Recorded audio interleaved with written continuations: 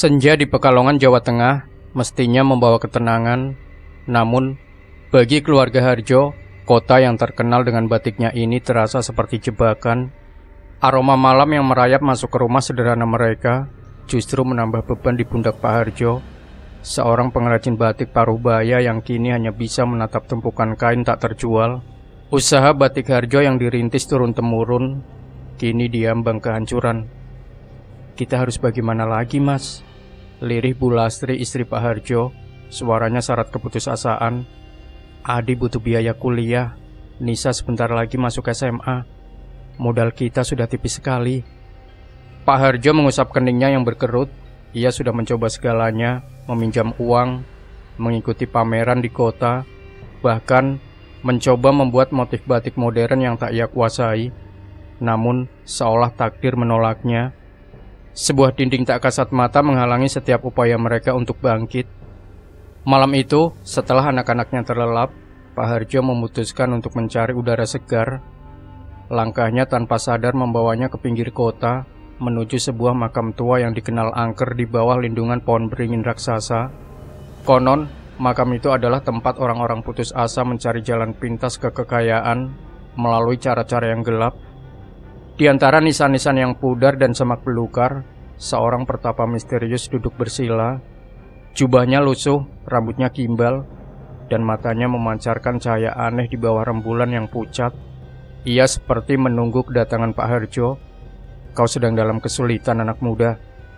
Suara pertapa itu serak, namun entah mengapa terasa seperti pelukan hangat yang menenangkan kegelisahan Pak Harjo. Pak Harjo yang terkejut namun tak punya lagi harapan, akhirnya mencurahkan semua bebannya tentang usahanya yang sekarat, masa depan anak-anaknya yang suram, dan ketakutannya akan kemiskinan yang mencekik. Pertapa itu tersenyum tipis, sebuah senyum yang tak menjangkau matanya. "Ada jalan, jika kau berani membayar harganya." Ia mengulurkan sebuah kotak kecil dari anyaman bambu. Di dalamnya tergeletak sepasang lilin berwarna kuning pucat yang tampak biasa saja. "Nyalakan lilin ini setiap malam di rumahmu. Pastikan mereka selalu menyala. Tak akan pernah habis, dan selama lilin itu menyala, rezeki akan mengalir tak henti. Usahamu akan berjaya melampaui impianmu." Apa syaratnya?" tanya Pak Harjo. Nalurinya berteriak memperingatkan. "Tidak ada tumbal nyawa," kata pertapa itu seolah membaca ketakutan Pak Harjo. "Hanya biarkan cahaya lilin itu menyinari setiap sudut hidupmu. Biarkan dia menjadi saksi selamanya." Bayangan senyum anak-anaknya, harapan akan hidup yang lebih baik, mengalahkan rasa ngeri yang mulai merayap di hati Pak Harjo. Dengan tangan gemetar, ia menerima kotak itu. Akan saya lakukan," bisiknya, tak menyadari betapa mengerikannya harga yang akan ia bayar. Malam itu suasana di rumah Pak Harjo diselimuti ketegangan. Bu Lastri menatap kotak anyaman bambu berisi lilin itu dengan pandangan curiga. "Mas, apa kita yakin? Ini terasa tidak benar," bisiknya, suaranya tercekat. Pak Harjo menghela nafas. "Kita tidak punya pilihan lain, Lastri. Ini demi anak-anak kita." Pertapa itu bilang tidak ada tumbal nyawa. Ia berusaha meyakinkan Bu Lastri, juga dirinya sendiri. Di ruang tamu, tempat keluarga biasa berkumpul, Pak Harjo meletakkan kedua lilin kuning pucat itu di atas meja kayu. Dengan tangan sedikit gemetar, ia menyalakan sumbunya. Api kecil melambai, lalu stabil, cahayanya redup. Namun anehnya, bara apinya tidak goyah sedikit pun. Bahkan saat jendela sedikit terbuka dan angin masuk, mereka menunggu sepanjang malam. Lilin itu menyala tanpa berkurang seujung pun, seolah-olah waktu tak berlaku bagi mereka. Keesokan paginya hal yang tak terduga terjadi. Sebuah mobil mewah berhenti di depan rumah sederhana mereka. Seorang pria berjas rapi, perwakilan dari distributor batik terbesar di Jakarta, turun dari mobilnya. Ia mengaku sudah lama mencari motif-motif batik klasik yang dibuat Pak Harjo, yang selama ini dianggap ketinggalan zaman. "Kami ingin memesan dalam jumlah besar, Pak Harjo. Motif Bapak adalah karya seni murni yang kini dicari pasar internasional," kata pria itu dengan antusias. Pak Harjo dan Bu Lastri nyaris tak percaya. Pesanan yang datang jumlahnya puluhan kali lipat dari kapasitas produksi mereka. Mereka harus segera merekrut lebih banyak karyawan, membeli mesin baru, dan memperluas bengkel batik mereka. Dalam hitungan minggu, Batik Harjo melejit menjadi pembicaraan di kalangan pebisnis batik. Kekayaan mengalir deras, seolah tak ada habisnya. Mereka pindah ke rumah yang lebih besar dan mewah, lengkap dengan taman yang asri dan kolam ikan. Lilin-lilin itu tetap menyala di ruang tamu utama, di atas meja marmer yang mahal. Cahayanya redup, namun konstan. Pak Harjo selalu memastikan lilin itu tak pernah padam.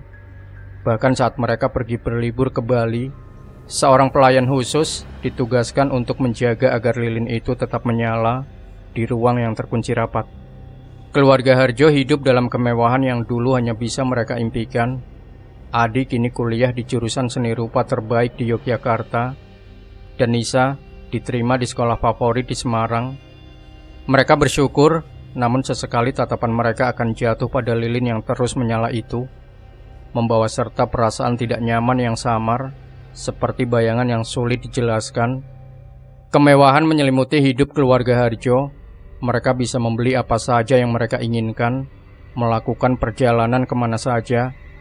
Namun, di balik kemilau harta itu, sebuah keanehan mulai merayap pelan, tak terlihat oleh mata telanjang. Awalnya hal-hal itu terasa sepele, bahkan seringkali dianggap lucu atau akibat kelelahan.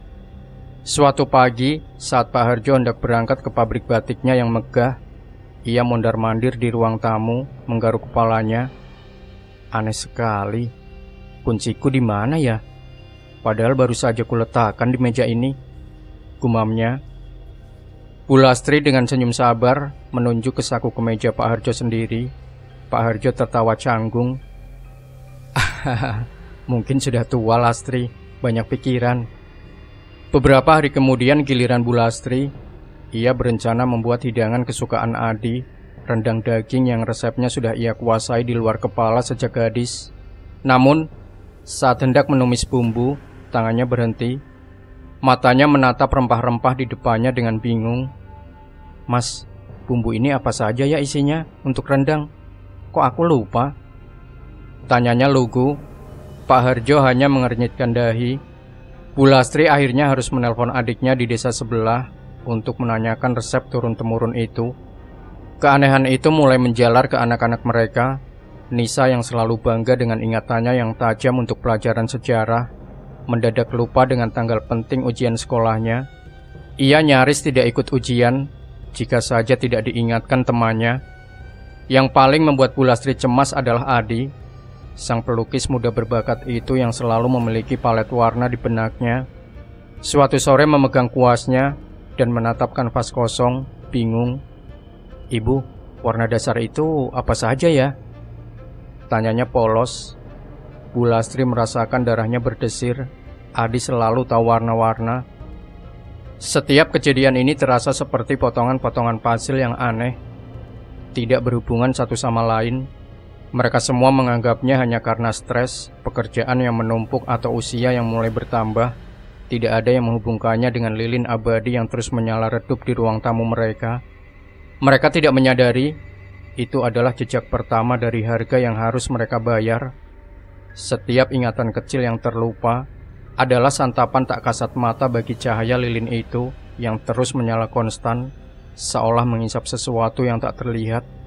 Waktu berjalan tanpa ampun, membawa serta kekayaan yang semakin berlimpah bagi keluarga Harjo.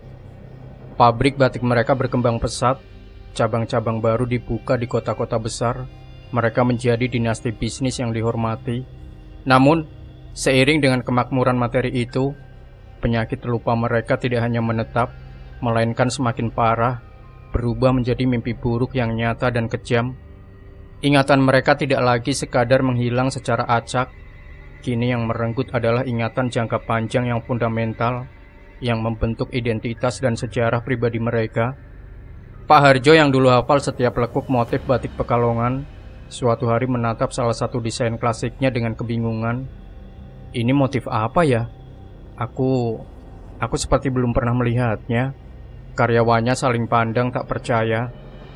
Pak Harjo bahkan mulai lupa nama-nama pelanggan lamanya yang paling setia, yang dulu sering berbagi cerita dengannya. Puncaknya, suatu sore, ia menatap Bu Lastri yang sedang menyulam. "Maaf, nama kamu siapa?" tanyanya dengan suara hampa. Bu Lastri merasakan jantungnya diremas. Air matanya tumpah membasahi pipi. Ini bukan lagi sekadar lupa, ini adalah kehancuran. Bu Lastri pun tak luput dari teror tak kasat mata ini. Ia seringkali duduk sendiri di taman, tatapannya kosong.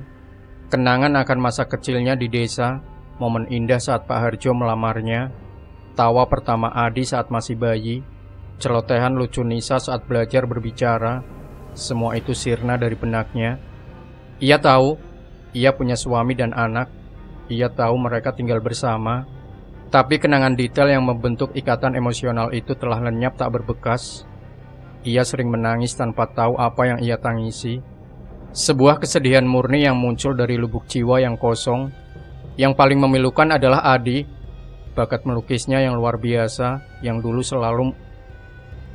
selalu memancarkan semangat, perlahan layu dan menghilang. Ia lupa teknik melukis, lupa nama-nama pelukis idolanya, dan akhirnya lupa mengapa ia dulu begitu mencintai seni. Kanvas dan kuasnya kini hanya menjadi benda mati di sudut kamarnya, tak tersentuh. Ia sering menatap pantulan dirinya di cermin, merasa ada yang hilang, namun ia tak tahu apa itu. Nisa yang paling muda menunjukkan gejala paling lambat, namun tak kalah memilukan. Ia mulai lupa nama-nama teman sekolahnya, lagu-lagu favoritnya yang sering ia nyanyikan, bahkan wajah guru-gurunya. Keluarga Harjo hidup dalam kemewahan yang hampa. Mereka kaya raya, memiliki segalanya, namun telah kehilangan kekayaan jiwa, ingatan, kenangan, sejarah pribadi, dan identitas mereka sendiri. Setiap interaksi terasa canggung dan dingin, karena mereka tak lagi memiliki memori bersama untuk dibagi. Mereka telah menjadi orang asing di rumah mereka sendiri, hidup berdampingan sebagai cangkang kosong yang bergelimang harta. Lilin itu terus menyala di ruang tamu, cahayanya redup namun konstan. Pak Harjo sering menatapnya, merasakan firasat dingin yang menusuk, sebuah dorongan aneh untuk memastikan lilin itu tidak padam. Ia tahu, ini adalah harga yang harus mereka bayar, sebuah harga yang jauh lebih mengerikan daripada kematian fisik, karena mereka terus hidup, namun tanpa diri mereka yang sebenarnya. Horor yang sesungguhnya bukanlah tentang kematian, melainkan tentang hilangnya ingatan yang perlahan dan menyakitkan, merusak fondasi keberadaan mereka. Seiring berjalannya waktu, kondisi keluarga Harjo semakin memburuk. Ingatan mereka terus terkikis, tak menyisakan apapun selain kekosongan. Mereka berempat hidup seperti kumpulan orang asing yang kebetulan tinggal di bawah satu atap yang sama. Pembicaraan mereka dangkal, tanpa inti, karena tidak ada lagi kenangan yang bisa mereka bagi. Pak Harjo yang dulu dikenal sebagai sosok yang hangat dan bersemangat, kini hanya bisa duduk termangu di kursi kesayangannya di ruang keluarga. Matanya menatap lilin yang terus menyala di atas meja marmer, merasakan sebuah tarikan aneh pada cahaya itu. Ia tahu lilin itu penting, sangat penting, namun ia sama sekali lupa alasannya. Ia lupa tentang pertemuan di makam, tentang pertapa misterius, tentang janji kekayaan, bahkan tentang keputusasaan yang pernah membelitnya. Semua kenangan itu telah disedot habis. Bu Lastri, sang ibu yang dulu penuh kasih sayang, kini seringkali tersenyum tanpa alasan yang jelas, lalu tiba-tiba menangis tanpa tahu penyebabnya. Ia tidak lagi mengenali suaminya sebagai Harjo, anak-anaknya sebagai Adi dan Nisa, melainkan hanya sebagai orang-orang yang tinggal bersamanya. Ikatan emosional yang dulu begitu kuat, kini telah putus, digantikan oleh kehampaan yang mencekam. Adi, sang seniman muda, tidak lagi melukis. Kuas dan kanvasnya teronggok di sudut kamar, tertutup debu. Ia bahkan tidak ingat pernah memiliki hasrat itu. Ia menghabiskan hari-harinya menatap keluar jendela tanpa tujuan, tanpa hasrat, tanpa memori. Nisa yang paling muda dengan senyum kosong, hanya bermain dengan boneka-boneka lamanya, seperti anak kecil yang kehilangan masa remajanya. Ia sering menyanyikan lagu anak-anak yang ia dengar dari televisi, namun tak ingat pernah diajari lagu itu oleh siapapun. Yang paling mengerikan, mereka kini mulai lupa siapa diri mereka. Saat Pak Harjo menatap cermin, ia melihat seorang pria paruh baya yang familiar. Namun ia tidak bisa menyebutkan namanya sendiri. Adi akan menatap pantulan wajahnya, merasa ada yang salah, namun tak tahu apa itu. Mereka telah kehilangan identitas pribadi mereka. Kekayaan mereka terus melimpah. Pabrik batik Harjo terus beroperasi, dikelola oleh manajer-manajer profesional yang mengira Pak Harjo hanya pikun karena usia lanjut. Tidak ada yang tahu di balik kemewahan itu, ada sebuah keluarga yang jiwanya telah mati. Ingatannya telah dilucuti oleh cahaya lilin abadi. Mereka adalah bukti nyata bahwa ada hal yang lebih mengerikan daripada kematian itu sendiri. Berbulan-bulan berlalu, rumah megah keluarga Harjo kini terasa seperti museum berharga yang ditinggali oleh patung-patung hidup. Pak Harjo, Bu Lastri, Adi dan Nisa, semuanya bergerak dan bernafas. Namun tanpa ingatan yang menghubungkan mereka dengan masa lalu. Mereka adalah cangkang kosong yang bergelimang harta. Suatu sore, saat Nisa sedang duduk di bangku taman, memainkan sebuah lagu sederhana di keyboard mainannya, meski ia tak ingat siapa yang mengajarinya, sebuah mobil sederhana berhenti di depan gerbang. Dari dalamnya seorang pria paruh-baya dengan pakaian rapi, namun sederhana. Seorang pria paruh-baya dengan pakaian rapi namun sederhana keluar. Ia adalah Pak Danang, mantan kepala bengkel batik Harjo yang lama. Seorang pria jujur yang pernah sangat dekat dengan Pak Harjo sebelum usaha mereka bangkit. Pak Danang datang berkunjung karena khawatir. Sudah berbulan-bulan ia tidak pernah bisa berbicara langsung dengan Pak Harjo. Setiap kali ia mencoba, selalu ada alasan dari pelayan atau manajer mengatakan Pak Harjo sibuk atau sedang beristirahat. Kabar tentang perubahan sikap Pak Harjo dan keluarganya yang semakin tertutup sudah lama beredar di kalangan mantan karyawan. "Selamat sore Bapak dan Ibu," sapa Pak Danang pada pelayan yang membukakan pintu gerbang. "Saya ingin bertemu Pak Harjo. Sudah lama tidak bersilaturahmi." Pelayan itu tersenyum canggung. "Pak Harjo sedang beristirahat Bapak. Maaf. Bisa saya menunggu? Saya ingin sekali berbicara, sebentar saja." Desak Pak Danang. Ia merasa ada yang tidak beres. Akhirnya, setelah beberapa kali desakan, Pak Danang diizinkan masuk dan menunggu di ruang tamu. Pandangannya langsung tertuju pada sebuah meja marmer tempat sepasang lilin kuning pucat itu terus menyala redup. Ia tak tahu mengapa, tapi ada aura aneh yang memancar dari lilin itu, membuat bulu kuduknya sedikit merinding. Tak lama kemudian Pak Harjo muncul. Pak Danang berdiri tersenyum lebar. "Pak Harjo, apa kabar? Lama tidak bertemu." Pak Harjo menatapnya. Ada kekosongan di matanya. "Maaf, Anda siapa?" tanyanya, suaranya datar. Senyum Pak Danang luntur. "Ini saya, Pak Danang, mantan kepala bengkel Bapak. Kita dulu sangat akrab." Pak Harjo mengerutkan kening, mencoba mengingat, namun tak ada yang muncul. "Maaf, saya tidak ingat," katanya, lalu tatapannya beralih pada lilin yang menyala. Seolah ada daya tarik aneh dari cahaya redup itu. Pak Danang terkejut dan sedih. Ia mencoba berbicara lebih banyak, mengingatkan tentang masa lalu, tentang perjuangan mereka membangun batik Harjo. Namun Pak Harjo hanya menatapnya kosong. Begitu pula saat Bu Lastri muncul, ia hanya tersenyum tipis, tanpa ekspresi, seolah tak mengenal Pak Danang sama sekali. Pak Danang mencelos, "Ini bukan sekadar pikun, ini jauh lebih mengerikan. Ada sesuatu yang sangat salah pada keluarga ini." Pandangannya kembali ke lilin yang menyala. Ia merasa jawabannya ada di sana. Pulang dari rumah Pak Harjo, Pak Danang duduk termenung di teras rumahnya yang sederhana. Perasaan sedih dan ngeri bercampur aduk. Ia tidak bisa melupakan tatapan kosong di mata Pak Harjo dan cara Bu Lastri memperlakukannya seperti orang asing. Ini bukan Pak Harjo yang dikenalnya, bukan keluarga yang ia cintai. "Ada apa ya?" tanya Sari, putri Pak Danang yang melihat ayahnya murung. Pak Danang menceritakan kunjungannya. Sari, seorang mahasiswi psikologi, mendengarkan dengan serius. "Itu bukan Alzheimer biasa ya? Ada sesuatu yang aneh." Malam itu Pak Danang tak bisa tidur, pikirannya terus berputar pada kejadian di rumah Pak Harjo. Ia teringat percakapannya dengan almarhum Mbah Karto, kakek Pak Harjo beberapa bulan silam. Mbah Karto adalah seorang sesepuh desa yang sangat dihormati, dikenal karena kebijaksanaannya dan pengetahuannya tentang hal-hal gaib. Dalam salah satu kunjungan Mbah Karto ke bengkel batik saat Pak Harjo sedang tidak ada, Mbah Karto pernah menyinggung tentang jalan pintas menuju kekayaan. "Nak Danang," kata Mbah Karto kala itu, suaranya pelan dan penuh peringatan, "di dunia ini ada banyak jalan. Ada jalan yang lurus dan ada jalan yang memutar.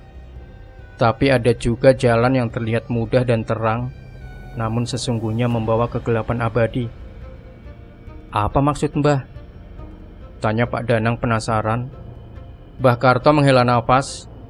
"Ada pesugihan, Nak. Bukan sembarang pesugihan. Ia tidak meminta tumbal nyawa, tapi dia meminta sesuatu yang lebih berharga, ingatan. Perlahan-lahan dia akan mengikis ingatanmu sampai kau lupa siapa dirimu, siapa keluargamu, bahkan siapa Tuhanmu." Mbah Karto saat itu menjelaskan sebuah legenda tentang lilin pengikis ingatan yang konon berasal dari sebuah perguruan ilmu hitam kuno di pedalaman Jawa. Lilin itu akan memberikan kekayaan melimpah, tapi sebagai gantinya, ingatan pemiliknya akan terkikis sedikit demi sedikit, sampai ia menjadi seperti bayi tanpa memori. Benda itu tidak bisa dipadamkan begitu saja, Nak. Dia harus dipadamkan oleh orang yang benar-benar tidak memiliki keinginan materi, yang hatinya bersih dari ambisi duniawi. Jika tidak, ia akan membawa malapetaka yang lebih besar. Jelas Mbah Karto. Kilas balik itu membuat Pak Danang merinding. Ia teringat lilin kuning pucat yang terus menyala di ruang tamu Pak Harjo. Mungkinkah itu lilin pengikis ingatan yang dimaksud Mbah Karto? Rasa ngeri menjalari tubuhnya. Ia harus melakukan sesuatu. Ia tidak bisa membiarkan keluarga yang ia kenal dan hormati hancur seperti itu, bahkan jika mereka sendiri sudah melupakan diri mereka. Pak Danang tidak bisa tinggal diam. Kilas balik percakapannya dengan Mbah Karto terus menghantuinya. Ia tahu Pak Harjo dan keluarganya sedang terperangkap dalam sesuatu yang jauh lebih mengerikan dari sekadar demensia. Ini adalah santet, pesugihan yang mengikis jiwa. Pagi harinya Pak Danang memutuskan untuk kembali ke makam tua tempat Pak Harjo pertama kali bertemu pertapa misterius itu. Ia berharap bisa menemukan petunjuk, atau setidaknya merasakan aura yang sama yang Mbah Karto ceritakan. Makam itu masih diselimuti kabut tipis di pagi hari. Pohon beringin raksasa menjulang tinggi, akarnya menggantung seperti jemari raksasa. Pak Danang berjalan pelan di antara nisan-nisan yang sudah miring dan lumutan. Ia mencari jejak, apapun yang bisa memberinya petunjuk. Tiba-tiba matanya menangkap sesuatu. Di balik semak belukar yang agak lebat, dekat sebuah nisan yang tidak bertuliskan nama, tergeletak sebuah liontin kayu kecil berbentuk ukiran bulan sabit. Liontin itu tampak kuno dengan beberapa guratan simbol yang samar-samar. Pak Danang yakin liontin itu bukan milik warga desa. Ia teringat bahwa Mbah Karto dulu pernah memiliki beberapa benda pusaka kecil, dan salah satunya adalah liontin dengan ukiran mirip. Mungkinkah ini terkait? Ia juga ingat Mbah Karto selalu menyimpan buku-buku lama tentang ilmu spiritual dan legenda lokal di perpustakaan kecilnya. Pak Danang memutuskan untuk mencari cucu Mbah Karto, seorang pemuda bernama Arya yang kini tinggal di rumah Mbah Karto. Arya adalah satu-satunya anggota keluarga Mbah Karto yang tersisa di desa. Ia berharap Arya bisa menemukan sesuatu di antara barang-barang peninggalan kakeknya, atau setidaknya bisa memberikan perspektif baru. Saat Pak Danang tiba di rumah Mbah Karto, Arya sedang menyirami tanaman. Arya terkejut melihat Pak Danang datang dengan wajah tegang. Pak Danang segera menceritakan kunjungannya ke rumah Pak Harjo, perubahan drastis keluarga itu, dan kilas balik percakapannya dengan Mbah Karto tentang lilin pengikis ingatan. Ia juga menunjukkan liontin kayu yang ia temukan. Arya mendengarkan dengan serius. Ia selalu tahu kakeknya memiliki sisi spiritual yang kuat, tetapi tidak menyangka sejauh ini. Ia merasa bertanggung jawab untuk membantu. Mbah Karto memang menyimpan banyak hal, Pak Danang. Mungkin ada buku atau catatan yang bisa kita temukan, kata Arya menatap liontin itu dengan penasaran. Mari kita cari bersama. Arya dan Pak Danang segera menuju ke perpustakaan kecil Mbah Karto. Ruangan itu dipenuhi rak-rak kayu tua yang penuh sesak dengan buku-buku tua yang sebagian besar berbahasa Jawa kuno atau aksara daerah. Aroma kertas tua dan rempah-rempah memenuhi udara. Mbah Karto memang gemar mengumpulkan hal-hal seperti ini, kata Arya mulai mencari. Mereka mulai membolak-balik buku satu persatu. Sebagian besar adalah primbon, catatan herbal, atau kisah-kisah legenda lama. Namun, setelah beberapa waktu, mata Arya menangkap sebuah buku yang tampak berbeda. Sebuah buku bersampul kulit tua yang tampak usang, tanpa judul. Ini seperti buku harian, gumam Arya. Ia membukanya perlahan. Tulisan tangan di dalamnya adalah milik Mbah Karto. Mereka mulai membaca bersama. Buku harian itu berisi catatan Mbah Karto tentang berbagai fenomena gaib di desa, penemuan-penemuan spiritualnya, dan peringatan tentang ilmu-ilmu hitam. Di beberapa halaman, ada sketsa lilin dengan bara api yang tak kunjung habis, mirip dengan lilin yang menyala di rumah Pak Harjo. Di bawah sketsa itu Mbah Karto menulis, lilin pengikis ingatan, kekayaan materi tanpa batas, namun harga yang dibayar adalah ketiadaan diri, lebih kejam dari kematian. Arya dan Pak Danang merasa merinding membaca catatan itu. Pak Karto juga menuliskan beberapa kasus di desa lain yang pernah ia dengar, di mana keluarga-keluarga kaya mendadak kehilangan ingatan dan hidup dalam kehampaan setelah menggunakan lilin serupa. Yang paling penting, di bagian akhir buku harian itu, Mbah Karto menuliskan tentang cara memadamkan lilin tersebut. Syaratnya sangat spesifik. Lilin itu hanya bisa dipadamkan oleh seseorang yang tidak memiliki keinginan materi sama sekali, yang hatinya murni, tanpa ambisi duniawi. Orang tersebut harus memadamkannya di bawah cahaya bintang khusus pada malam bulan mati atau Amavasya, dan dengan mengucapkan mantra penolak ikatan yang dituliskan Mbah Karto. Jika syarat tidak terpenuhi, upaya pemadaman akan memicu balasan yang jauh lebih mengerikan. Semua ingatan yang telah diserap lilin akan dilepaskan secara acak dan menyerang orang-orang di sekitar, menyebabkan kegilaan massal. Arya dan Pak Danang saling pandang. Syaratnya sangat berat. Siapa yang bisa dikatakan benar-benar tanpa keinginan materi di dunia ini? Dan malam bulan mati tidak terjadi setiap saat. Mereka kini memahami skala bahaya yang dihadapi keluarga Harjo dan ancaman yang bisa menimpa seluruh desa jika mereka salah langkah. Penemuan buku harian Mbah Karto memberikan secercah harapan sekaligus ketakutan baru. Mereka tahu apa yang harus dilakukan, tetapi juga menyadari betapa berbahayanya misi ini. Siapa di desa ini yang bisa dikatakan tidak punya keinginan materi sama sekali ya? Tanya Sari, putri Pak Danang, yang ikut membaca buku harian itu. Itu syarat yang mustahil. Pak Danang terdiam. Masyarakat modern selalu punya keinginan sekecil apapun. Ia teringat kata-kata Mbah Karto yang hatinya bersih dari ambisi duniawi. Tiba-tiba Arya teringat seseorang, Bi Entin, asisten rumah tangga kakeknya yang sudah sangat sepuh. Bi Entin hidup sederhana, tak pernah mengeluh, dan selalu mensyukuri apapun yang ia miliki. Ia tidak peduli dengan harta, hanya dengan kedamaian dan kebaikan. Ia adalah sosok yang paling dekat dengan gambaran hati murni itu. Bi Entin, seru Arya. Mungkin Bi Entin. Pak Danang mengangguk setuju. Ya, bisa jadi. Beliau memang orang yang sangat tulus. Namun masalah lain muncul. Malam bulan mati tidak terjadi setiap saat. Mereka harus menunggu waktu yang tepat. Arya mengecek kalender. Malam bulan mati berikutnya akan jatuh dalam 2 minggu lagi. Waktu yang cukup untuk mempersiapkan diri, tapi juga cukup lama untuk menunggu dalam ketegangan. Mereka juga harus mendapatkan mantra penolak ikatan dari buku harian Mbah Karto. Dan yang paling penting, bagaimana cara masuk ke rumah mewah keluarga Harjo tanpa dicurigai. Mereka tahu keluarga Harjo kini memiliki pengamanan ketat.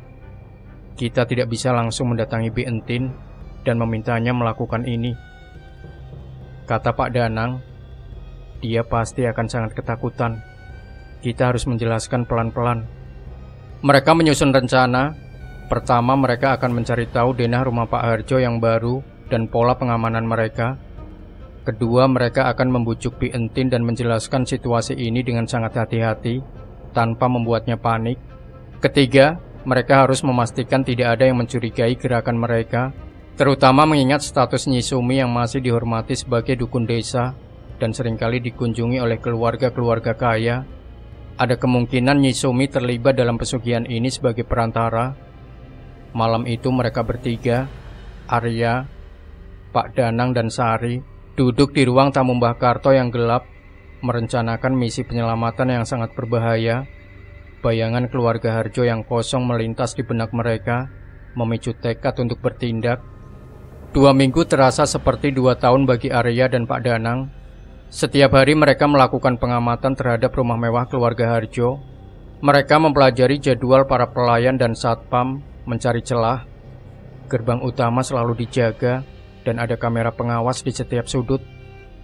Bisik Sari yang membantu dengan pengamatan dari jarak jauh menggunakan teropong.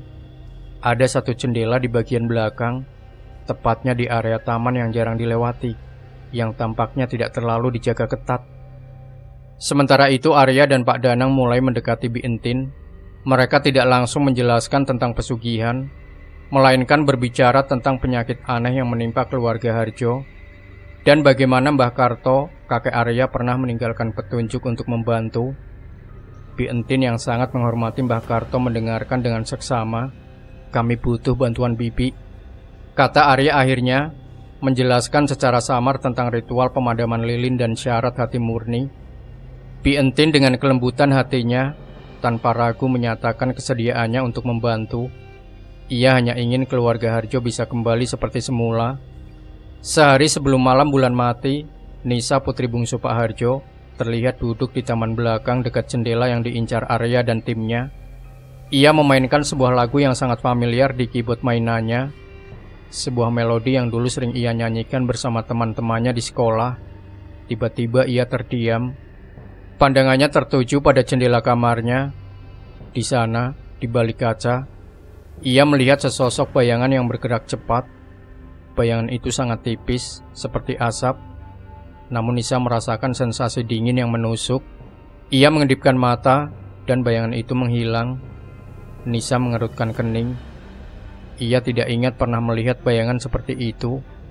Ia mencoba mengingat lagu yang baru saja ia mainkan, namun melodi itu tiba-tiba saja lenyap dari benaknya.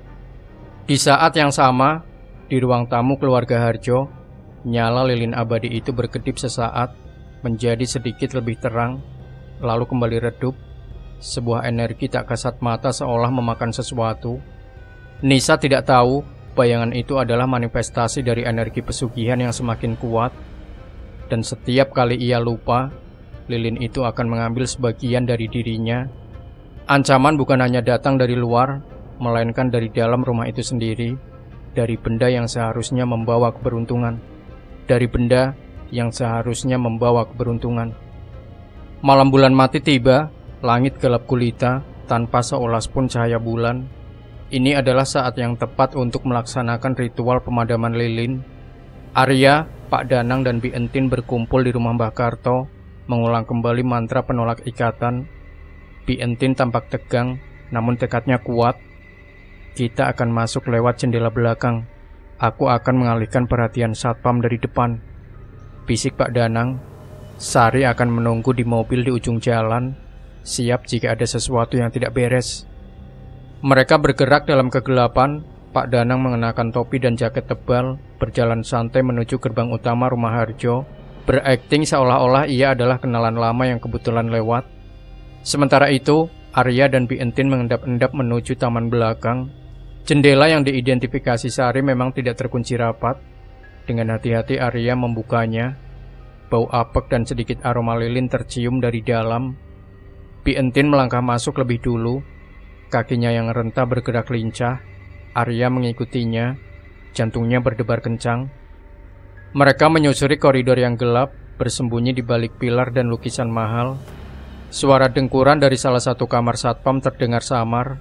Mereka akhirnya tiba di ruang tamu utama.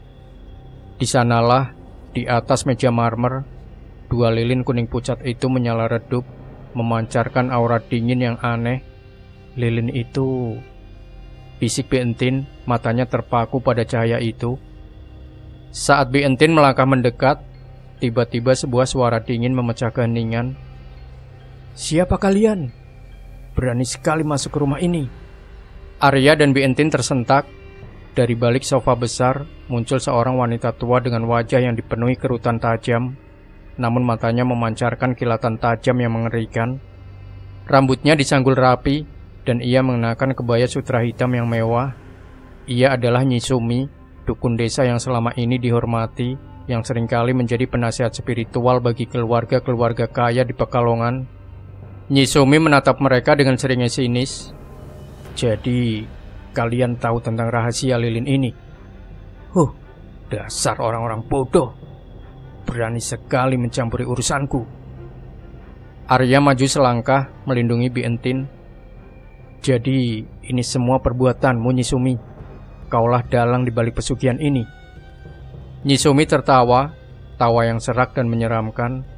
"Aku bukan dalang, anak muda. Aku hanya penjaga pintu bagi mereka yang ingin mencapai puncak dunia ini. Aku hanyalah perantara bagi mereka yang cukup berani membayar harganya." Ia melirik lilin yang menyala, dan keluarga Harjo ini, mereka membayar dengan sukarela. Bahkan sekarang, mereka sudah lupa siapa aku, lupa siapa mereka sendiri. Bukankah itu bukti keberhasilanku? Aura mistis mulai menyelimuti ruangan. Cahaya lilin berkedip-kedip, seolah merespon kehadiran Nyi Sumi. Arya tahu, mereka tidak hanya berhadapan dengan wanita tua, tetapi dengan kekuatan gelap yang mengikatnya. Pertarungan sesungguhnya baru saja dimulai. Nyi Sumi mengangkat tangannya, dan tiba-tiba, sebuah energi tak kasat mata mendorong Arya dan Bi Entin ke belakang. Mereka terhuyung, namun tidak jatuh. Lilin di meja berkedip lebih cepat, cahayanya berdenyut, memancarkan aura dingin yang mencekam. "Kalian tidak akan bisa memadamkan lilin itu," desis Nyi Sumi, matanya merah menyala. "Ikatan itu sudah terlalu kuat. Kalian akan berakhir seperti mereka, kosong dan terlupakan." Arya merasakan pusing di kepalanya, seolah ada suara-suara berbisik yang mencoba memenuhi pikirannya, memecah konsentrasinya. Ia tahu Nyi Sumi sedang mencoba menyerang mental mereka, mengikis ingatan mereka seperti yang dilakukan lilin itu. "Jangan dengarkan dia, nak," seru Bi Entin. Tiba-tiba suaranya menjadi tegas dan kuat. Matanya yang tua menatap Nyi Sumi tanpa gentar. Ia meraih tangan Arya. "Kita harus cepat." Bi Entin melangkah maju menghadap lilin itu. Ia memejamkan mata, memusatkan seluruh niatnya. Arya tahu ini adalah saatnya. Ia mulai melafalkan mantra penolak ikatan yang tertulis di buku harian Bakarto. Suaranya bergetar, namun ia berusaha melafalkannya dengan jelas dan penuh keyakinan. Dengan nama kebaikan, dengan hati yang tulus, lepaskanlah ikatan yang merantai jiwa. Saat Arya melafalkan mantra, Nyi Sumi menjerit nyaring, suara yang tidak manusiawi, penuh kemarahan dan rasa sakit. "Hentikan! Kau menghancurkan perjanjianku!" Energi gelap dari Nyi Sumi menjadi semakin agresif. Sebuah guci porselen di sudut ruangan tiba-tiba terlempar dan pecah berkeping-keping. Tirai-tirai tebal bergerak-gerak liar, meski tidak ada angin. Bau busuk yang amis mulai memenuhi ruangan. Namun Bi Entin tetap tenang. Tangannya yang keriput terulur ke arah lilin. Dengan keberanian yang luar biasa, ia meniup kedua lilin itu dengan kuat, sambil Arya terus melafalkan mantranya.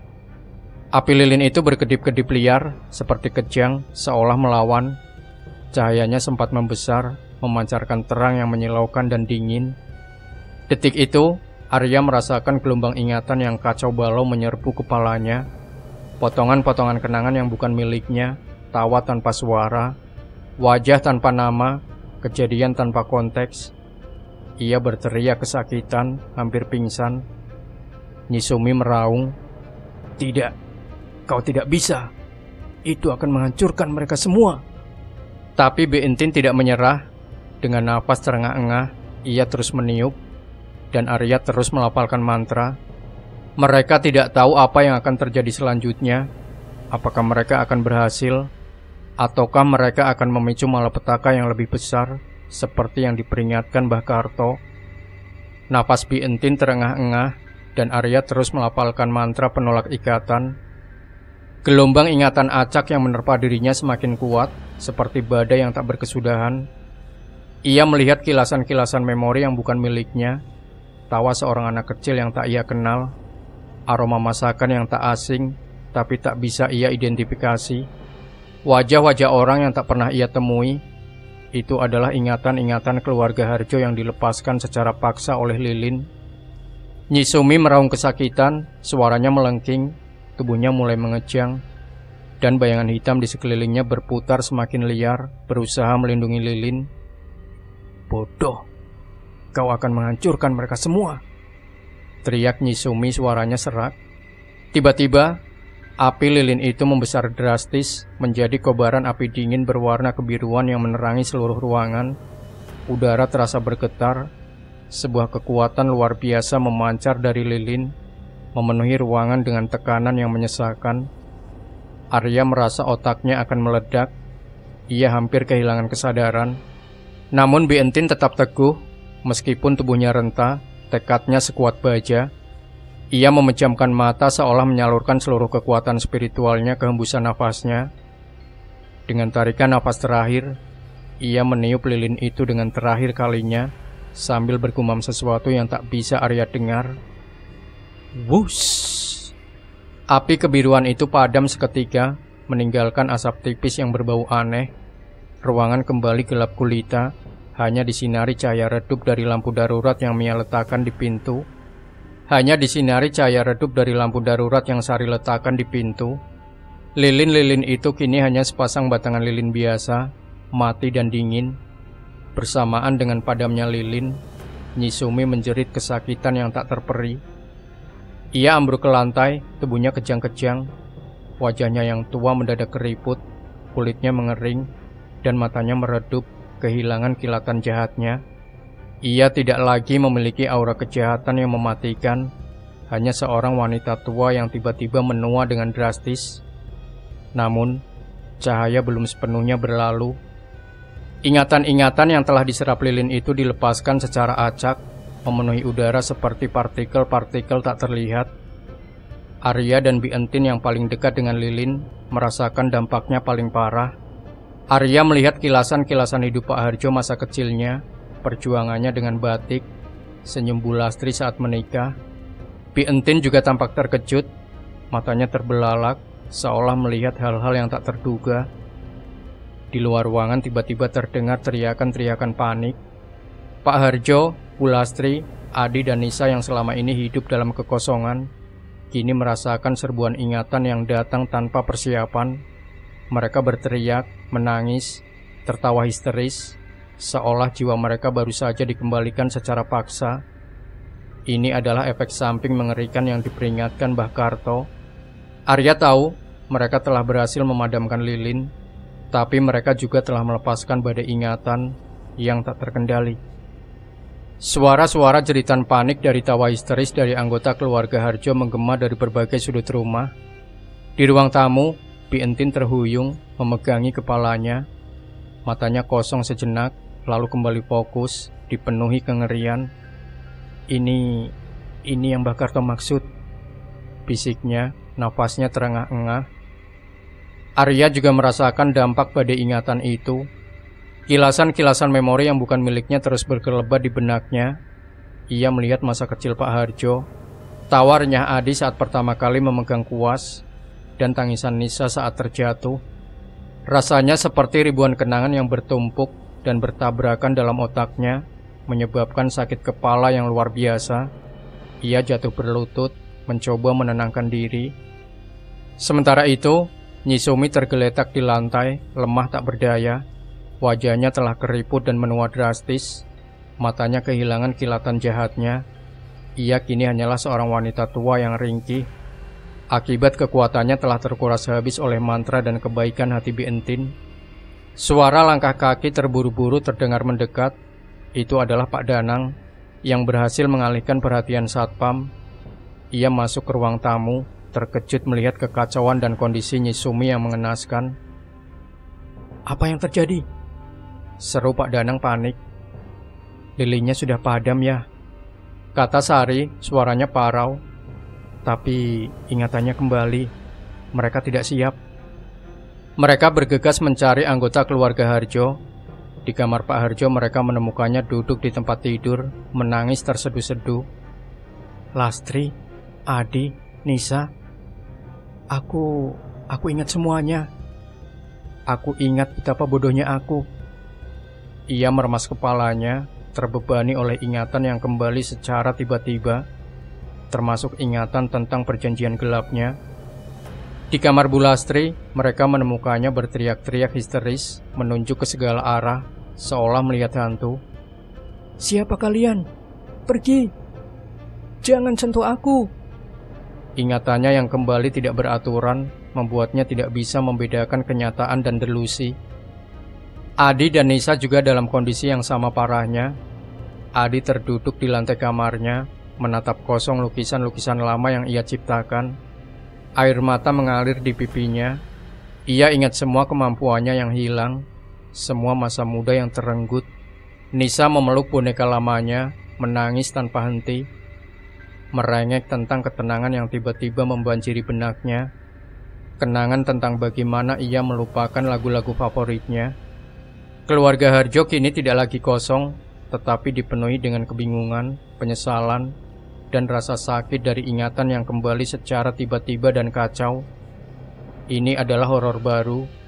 Hidup dengan ingatan yang rusak, dihantui oleh masa lalu yang datang tanpa persiapan. Kondisi keluarga Harjo sangat mengkhawatirkan. Mereka tidak gila, tetapi syok akibat lonjakan ingatan yang membanjiri otak mereka secara tiba-tiba. Pak Danang segera menghubungi dokter dan psikiater terbaik di Pekalongan untuk meminta bantuan. Tanpa menjelaskan detail tentang pesugihan, mereka hanya mengatakan keluarga itu mengalami trauma berat.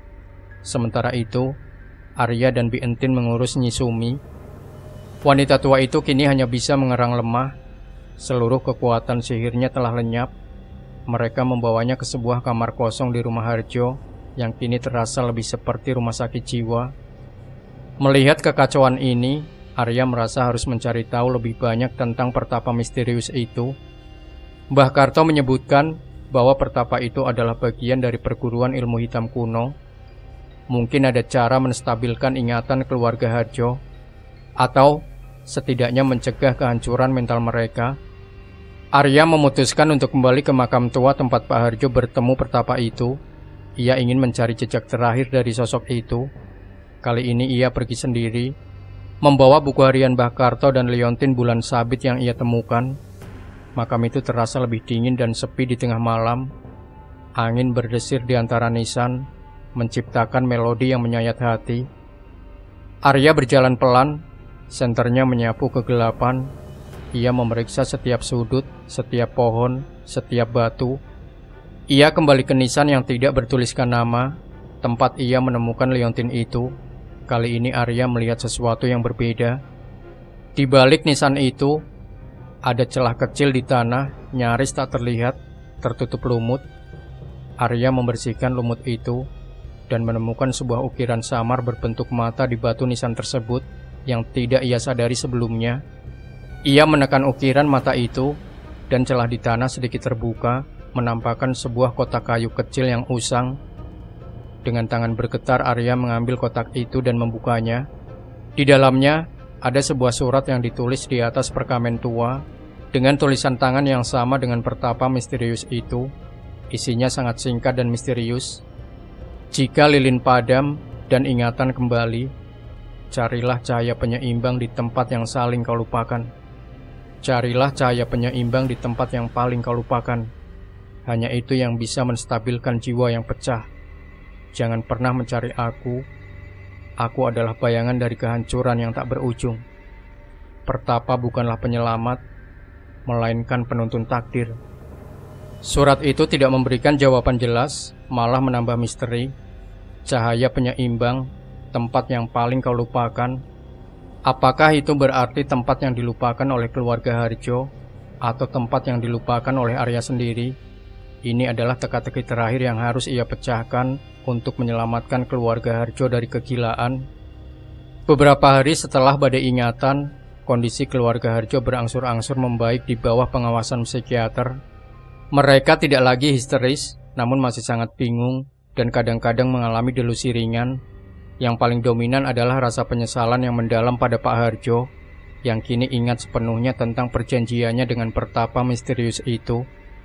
Aku menyesal sekali, Lastri. Demi kekayaan aku menghancurkan kita semua. Bisiknya pada istrinya, yang kini menatapnya dengan pandangan campur aduk antara ingatan dan kebingungan.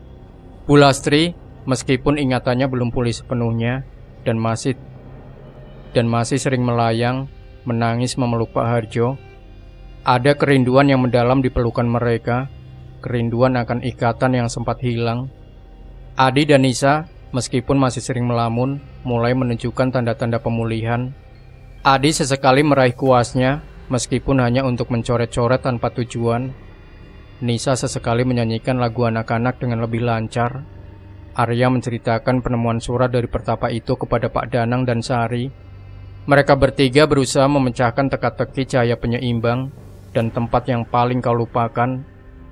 Tempat yang paling dilupakan, gumam Sari. Bisa jadi itu tempat yang secara emosional dilupakan karena trauma, atau tempat yang secara fisik tersembunyi dan tidak pernah dikunjungi lagi. Tiba-tiba Pak Danang teringat sesuatu. Ada satu tempat, sebuah sumur tua di belakang bengkel batik Harjo yang lama. Sumur itu sudah lama tidak digunakan, bahkan ditutup dan dilupakan sejak Pak Harjo pindah ke pabrik baru. Dulu Mbah Karto sering sekali duduk di dekat sumur itu, katanya untuk merenung. Arya merasakan firasat kuat. Mbah Karto selalu punya alasan untuk setiap tindakannya. Sumur tua itu bisa jadi tempat yang paling dilupakan karena telah ditinggalkan seiring datangnya kekayaan. Dan apa itu cahaya penyeimbang? Mereka memutuskan untuk mencari sumur tua itu. Arya membawa senter, Pak Danang membawa sebuah tali, dan Sari membawa buku harian Mbah Karto, berharap ada petunjuk lain yang terlewat. Mereka berdoa agar mereka menemukan sesuatu yang bisa mengembalikan keluarga Harjo seutuhnya. Malam itu, Arya, Pak Danang, dan Sari diam-diam menyelinap ke area bengkel batik Harjo yang lama. Bangunan itu kini tampak usang, tak terawat, dan sebagian besar telah kosong sejak Pak Harjo memindahkan produksinya ke pabrik yang lebih modern. Lampu-lampu pabrik baru di kejauhan terlihat terang, kontras dengan kegelapan di sekitar bengkel lama. Bau apek kain dan lilin bekas masih tercium samar. Mereka berjalan di antara tumpukan kayu dan kain yang berdebu. Di bagian belakang bengkel, seperti yang dikatakan Pak Danang, ada sebuah area yang dipenuhi semak belukar lebat. Setelah membersihkan semak-semak itu, mereka menemukan sebuah sumur tua yang ditutupi papan kayu lapuk. Ini dia, bisik Pak Danang. Dulu Mbah Karto sering sekali duduk di sini. Arya merasakan energi aneh dari sumur itu, namun kali ini bukan energi jahat, melainkan sesuatu yang terasa melankolis, penuh kenangan. Ia membuka papan penutup sumur.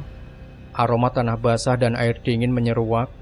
Arya menyalakan senternya dan mengarahkan cahayanya ke dalam sumur. Sumur itu tidak terlalu dalam dan airnya tampak bersih. Namun di dasarnya, Arya melihat sesuatu yang berkilau. Ada sesuatu di sana, seru Arya. Pak Danang segera menurunkan tali. Arya mengikat dirinya dan perlahan turun ke dalam sumur. Airnya dingin dan jernih. Di dasar sumur, ia melihatnya, sebuah batu kristal bening, tidak terlalu besar, memancarkan cahaya redup berwarna perak. Cahaya itu seolah berdenyut, tenang dan menenangkan. Ini pasti cahaya penyeimbang itu, bisik Arya takjub. Batu kristal itu tidak seperti permata yang biasa, melainkan lebih seperti bekuan cahaya bulan. Saat tangannya menyentuh kristal itu, sebuah gelombang kehangatan menjalar ke seluruh tubuh Arya. Ia merasakan pikirannya menjadi jernih, dan bayangan-bayangan ingatan acak yang menyerangnya di goa kini terasa lebih tenang, seperti ombak yang mereda. Ia yakin inilah kunci untuk memulihkan ingatan keluarga Harjo. Dengan hati-hati Arya mengambil kristal itu dan naik kembali. Ia menyerahkan kristal itu kepada Pak Danang dan Sari. Mereka semua merasakan aura positif yang terpancar dari kristal itu. Bagaimana cara menggunakannya? Tanya Sari. Arya teringat bagian akhir dari catatan Mbah Karto yang ia baca samar-samar. Cahaya penyeimbang, sentuhlah dengan harapan di hadapan rembulan penuh. Kita harus menunggu rembulan penuh, kata Arya, dan kita harus membawa keluarga Harjo ke sini. Disinilah mereka harus disentuh oleh cahaya ini. Ini adalah pertarungan terakhir, pertarungan untuk mengembalikan ingatan dan jiwa yang telah dicuri. Malam bulan purnama tiba, membasahi Pekalongan dengan cahaya perak yang lembut. Arya, Pak Danang, dan Sari membawa keluarga Harjo ke bengkel batik lama. Kondisi Pak Harjo, Bu Lastri, Adi, dan Nisa masih belum stabil. Mereka terlihat bingung, kadang menangis, kadang tertawa tanpa alasan. Namun kali ini ada secercah harapan di mata Arya. Di dekat sumur tua mereka meletakkan tikar. Cahaya bulan purnama menyinari area itu dengan sempurna, memantulkan kilauan dari permukaan air sumur. Arya memegang erat batu kristal bening yang mereka temukan. Cahaya penyeimbang. Kristal itu tampak semakin bersinar di bawah cahaya bulan. Kita akan melakukannya satu persatu, bisik Arya kepada Pak Danang dan Sari. Kita mulai dari Pak Harjo. Dengan hati-hati, mereka mendekatkan Pak Harjo ke sumur. Pak Harjo menatap sumur itu dengan tatapan kosong. Namun ada sedikit ketertarikan di matanya. Arya meletakkan batu kristal itu di dahi Pak Harjo, persis di tengah. Saat kristal itu menyentuh kulit Pak Harjo, sebuah cahaya perak lembut memancar dari kristal, menyelimuti tubuh Pak Harjo. Pak Harjo tersentak, matanya terpejam erat. Ia mulai bergumam. Awalnya tidak jelas, lalu menjadi kata-kata yang lebih koheren. Lastri, Batik, Adi, Nisa. Air mata mengalir di pipi Pak Harjo. Bukan air mata kebingungan atau kesedihan, melainkan air mata kenangan yang kembali. Ia membuka matanya. Ada cahaya di sana, cahaya pengenalan. Ia menatap Bu Lastri. Lastri, ini kamu? Bu Lastri yang sebelumnya kosong ikut menangis melihat Pak Harjo. Meskipun ingatan Bu Lastri belum pulih, ia merasakan gelombang emosi yang kuat dari suaminya. Mereka melakukan hal yang sama pada Bu Lastri, Adi, dan Nisa. Setiap kali kristal itu menyentuh dahi mereka, cahaya perak akan memancar dan mereka akan tersentak, seolah terbangun dari mimpi panjang. Ingatan mereka kembali secara bertahap, namun kali ini lebih teratur, lebih jernih. Ada tangisan penyesalan, tawa lega, dan pelukan erat yang penuh kerinduan. Aku ingat semuanya, Mas, seru Bu Lastri memeluk Pak Harjo dengan erat. Maafkan aku tidak menyadari semua ini. Adi menatap kuas di tangannya, matanya berbinar. Aku ingat bagaimana melukis. Aku ingat semua warnanya. Nisa memeluk Pak Danang.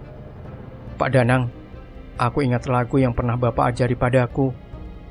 Mereka tidak pulih 100% dalam sekejap.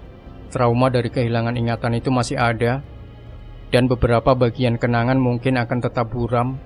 Namun, mereka telah mendapatkan kembali inti dari diri mereka. Jiwa mereka telah kembali ke tubuh. Cahaya penyeimbang telah menstabilkan ingatan mereka, mengembalikan apa yang telah dicuri oleh lilin abadi. Di kejauhan, Nyi Sumi yang masih dalam kondisi lemah di rumah Harjo merasakan gelombang kekuatan yang berbalik arah. Ia mengerang kesakitan, menyadari bahwa lilinnya telah dipadamkan dan tumbalnya telah diselamatkan. Teror cahaya lilin abadi akhirnya menemukan akhir yang tak terduga. Cahaya bulan purnama memudar, digantikan oleh fajar yang menyingsing. Di bengkel batik lama keluarga Harjo yang kini telah pulih ingatannya, duduk berpelukan, saling menceritakan kenangan yang kembali. tangis dan tawa bercampur menjadi satu. Mereka masih dalam proses penyembuhan, tapi mereka sudah bukan lagi cangkang kosong yang dulu. Terima kasih Arya, terima kasih Pak Danang, Sari, ucap Pak Harjo, suaranya dipenuhi haru. Kalian telah mengembalikan kami. Pak Harjo menyadari betapa bodohnya ia, tergiur kekayaan instan hingga mengorbankan hal yang paling berharga. Ia memutuskan untuk melepaskan seluruh bisnis batik yang megah itu. Pabrik modernnya akan dijual dan keuntungan akan disumbangkan untuk membangun kembali kehidupan warga desa yang mungkin juga pernah terkena dampak energi pesugihan itu. Kami akan kembali ke awal Pak Danang, kata Pak Harjo. Mulai dari bengkel batik yang sederhana ini, kami akan mengutamakan kejujuran dan keberkahan, bukan lagi kekayaan semata. Bu Lastri mengangguk setuju, matanya berkaca-kaca. Adi dengan semangat yang baru mulai membuat sketsa motif batik yang terinspirasi dari perjuangan dan pemulihan keluarganya.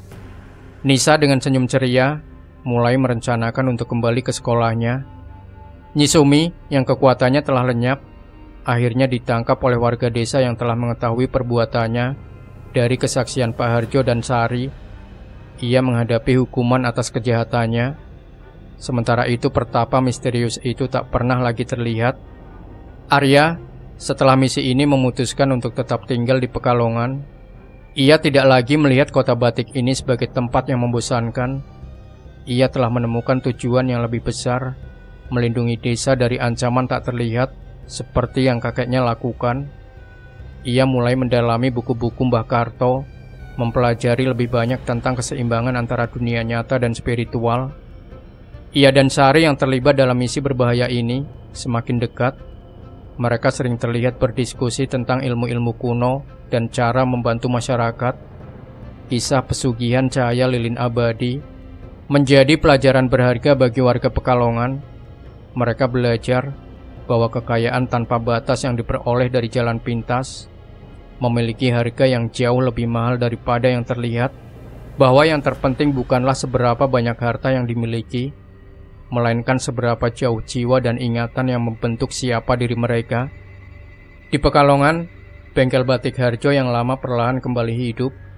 Lilin-lilin baru, lilin-lilin biasa menyala di setiap sudut bengkel, menerangi proses pembuatan batik yang jujur. Cahaya lilin itu kini bukan lagi simbol kutukan, melainkan simbol harapan, kerja keras, dan kenangan yang tak akan pernah pudar.